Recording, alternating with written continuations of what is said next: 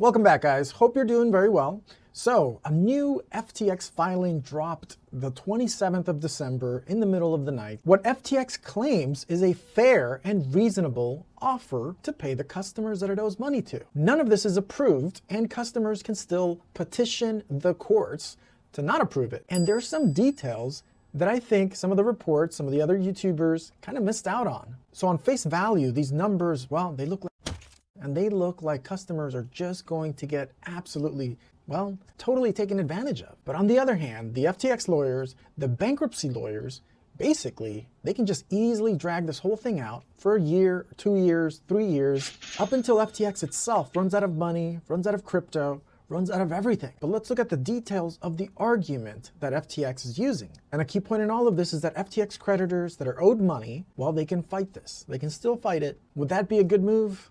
I'm not sure. So they supposedly know how much crypto all the customers have, right? Their claims. And they're saying that just returning this crypto to the customers, that is prohibitively expensive. So their proposal is to take this crypto, which they paid a firm to create a valuation table as of the petition date, which cost millions of dollars in and of itself, and then convert that to a dollar amount, which will cost money anyways, and then return that lowly dollar amount to those customers. It seems like more steps than just returning the crypto.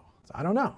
It seems odd. But their whole argument essentially is that they have to transfer the crypto amount to the dollar value in order to fulfill the bankruptcy code, which I'm guessing the judge is going to agree with them. Nonetheless, so they say that they need to be able to calculate the dollarized value of claims based on the digital assets for plan, solicitation, and voting purposes. They say that FTX cannot solicit votes on any plan until these claims have a US dollar amount. That it is not possible for the customers to get paid at all until they've been ascribed a dollar amount, which they're arguing should be based on the petition date. So of course, given the value of many of the cryptocurrencies having basically skyrocketed recently, upwards of 150% just on Bitcoin alone, there's a lot of backlash, of course, against FTX. They already got screwed once, and they're about to get screwed again, with FTX arguing that the valuations at petition date, which is November 11th of 2022, represents the fair and reasonable value. They even hired an outside firm to come up with these values for November 11th of 2022. They probably could have just looked it up themselves. Why pay someone millions and millions of dollars? To me, that makes no sense, but maybe that's just necessary. So FTX makes the argument in the filing that because it's a digital asset, a digital currency, that they have to essentially convert it to the dollar amount. That's where you get these low prices, these conversion table low prices. And that's what they would return to the customers. They would not return the actual crypto amount, let's say 1 Bitcoin. And that's what people are pissed off about.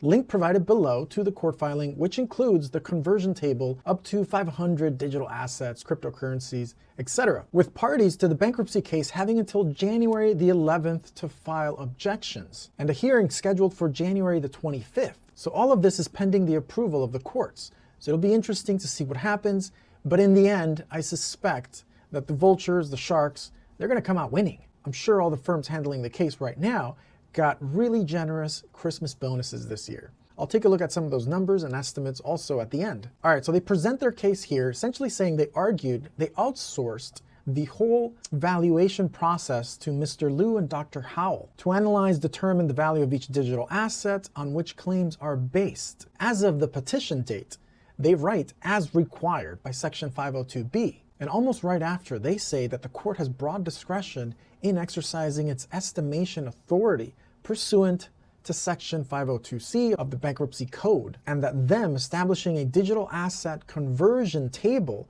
is an important building block in constructing the plan and ensuring a fair and value maximizing resolution to the whole bankruptcy case. And as such, the motion should be granted and the digital asset conversion table approved. Then they give a factual background as to the events and how they took place chronologically. They go into the jurisdiction and the relief requested. And then we get to the basis for relief in the filing, which basically makes their whole argument as to why this conversion table should be approved. They say that estimation of the claims based on digital assets is necessary because individual liquidation would unduly delay the administration of Chapter 11 case. And in this section of the filing, as you can see, there are so many notes, so many references to other cases to make their argument. Quoting Section 502C of the Bankruptcy Code, that there shall be estimated for the purposes of allowance under this section any contingent or unliquidated claim,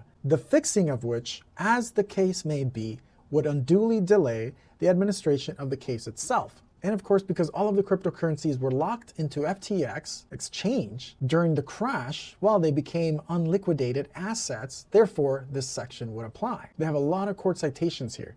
They say claims estimation provides a means for bankruptcy court to achieve reorganization and or distribution on claims without awaiting the results of legal proceedings that could take a long time, i.e. lawsuits. They argue that there's two purposes of Section 502C1, one of which is to avoid lawsuits because they would just drag things out. Secondly, they say it's to promote the fair distribution to creditors through a realistic assessment of uncertain claims. So after making that point, then they move on to argue that estimations are mandatory by Section 502C. They say that the court must estimate claims if it is determined that liquidating the contingent or unliquidated claim would unduly delay the bankruptcy case. So to me, it sounds like they're aggressively trying to get these estimations approved by the court. And this is the interesting part because the next section, it says claims based on digital assets are unliquidated, where they admit that the bankruptcy code does not define the term unliquidated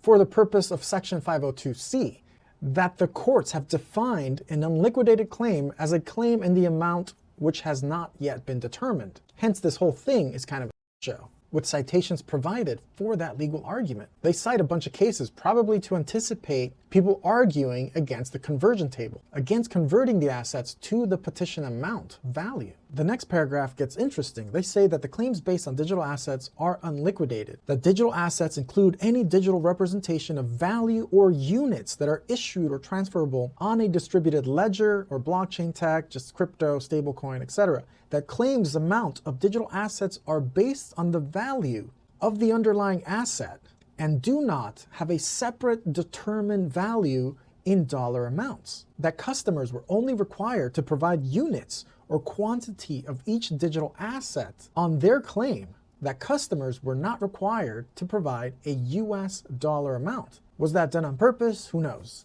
Okay, the next section, liquidating customer claims would unduly delay Chapter 11 cases, which is probably true. And of course, the vultures would win regardless.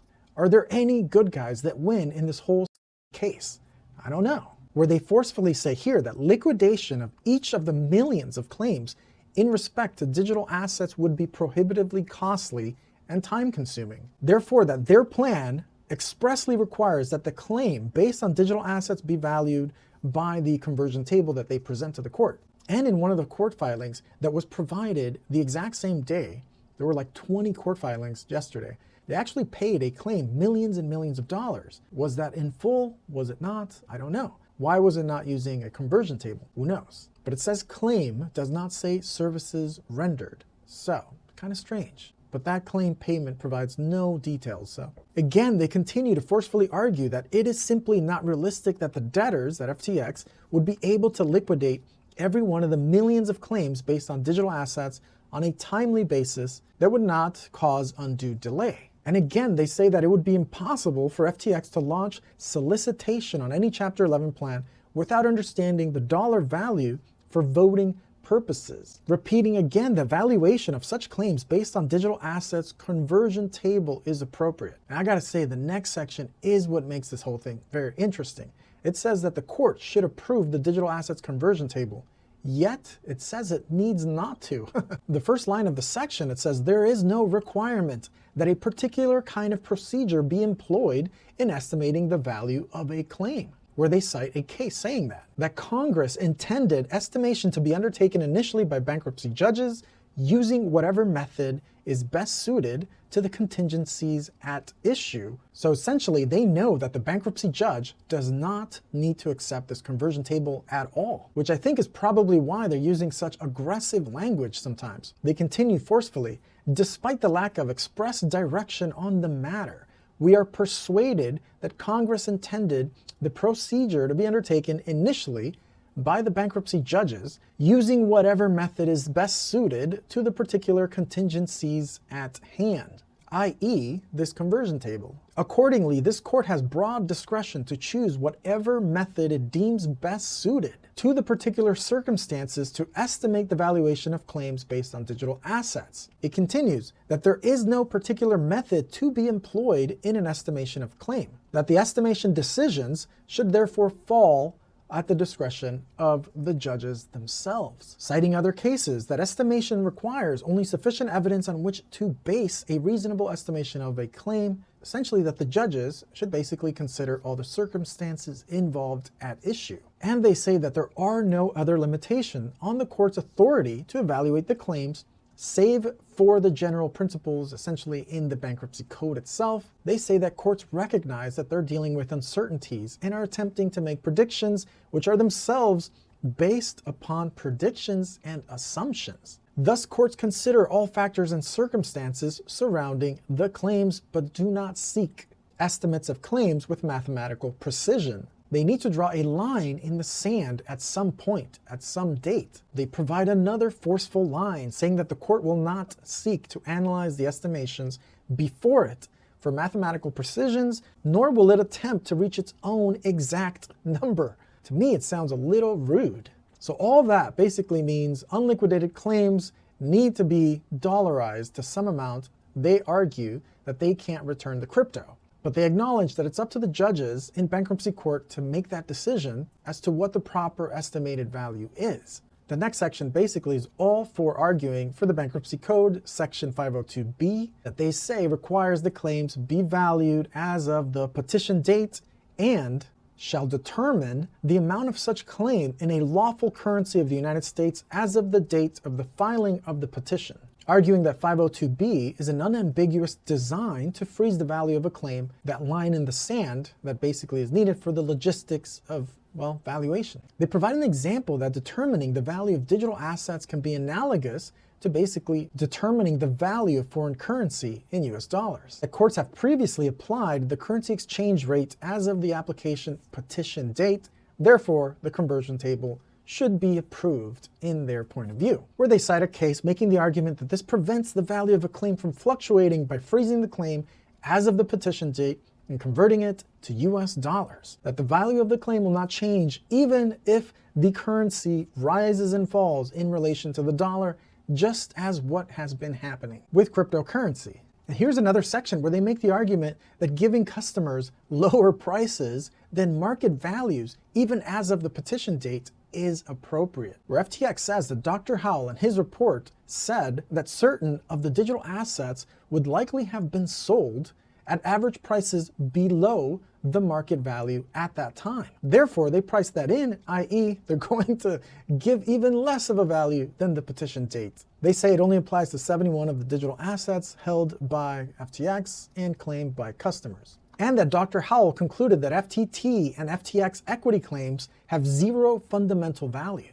Zero. Whereas you can see here on the monthly chart, it actually had gone up, all thanks to our dear friend Gary Gensler's comments on FTX Crypto Exchange version 2.0, the revival, kind of set off the FTT token. But FTX is saying in this filing that anyone who held FTT with FTX at zero, which honestly seems really, really wrong. And they conclude that for the reasons that they gave, that FTX respectfully requests that the court essentially approve everything that they have suggested, that they grant the relief as just and proper. Law firms Sullivan and Cromwell and Landis, Rath and Cobb, master sharks and master vultures. They were the ones who prepared the whole thing. Okay, as you can see, this is how much they're planning to give back. That's their proposal, i.e. Bitcoin at $16,871, now valued at anywhere between $40,000 and $45,000, so quite a bit of a difference. Solana, they plan on returning at a rate of $16.24.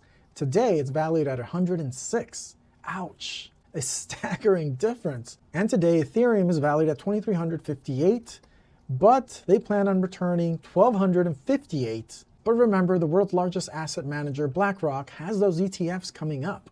The Ethereum ETF and the Bitcoin ETF, with BlackRock essentially being almost guaranteed to get approved. So FTX wants to distribute cash to the customers. But what are they going to do with all the extra money if they sell whatever they have on hand? Well, it seems like it's all going to go to the vultures and sharks. Okay, so there are some estimates out there how much these bankruptcy fees are costing, all of which is customer money, of course. For example, just $118 million between August and October were billed to FTX just in legal and bankruptcy fees. Absolutely insane. So just in those 92 days, it was paying $1.3 million per day to the lawyers and those creating conversion tables of what the crypto was worth on November 11th of 2022. $53,000 per hour. A massive plunder. For example, check out this bill from August the 1st to October the 31st. The bill in the amount of $35.89 million. That's just one firm. Imagine the Christmas bonuses. And this firm, Alvarez and Marshall North, has so far been paid $109.7 million. Absolute insanity. A total plunder. One firm, that's just one firm. For the same time period, Sullivan & Cromwell charged $31.8 million, 92-day period. According to these estimates, Sullivan & Cromwell has been paid to date $144 million, all customer money. I'm sure everyone at the firm got amazing year-end bonuses. One of the oldest law firms in New York City, right next to Wall Street, master vultures. So according to this chart with estimates, so far, $350 million has been paid out, and roughly $500 million will be charged for the first year. Some estimating that this could take up to 3 years. So that would bring all the professional fees up to basically $1.5 billion, all of which customer money. And something tells me that they're way more worried about themselves getting paid rather than seeing what crypto pennies they could give and return to customers. Sharks and vultures, they seem to win. Are there any good guys that win in this whole thing? I guess the biggest lesson is you gotta be careful playing in the casino. Ouch. All right, guys, well, that's it for this one. Thanks so much for spending time with me. Please don't forget to smash the like, subscribe if you haven't, and I'll see you in the next one.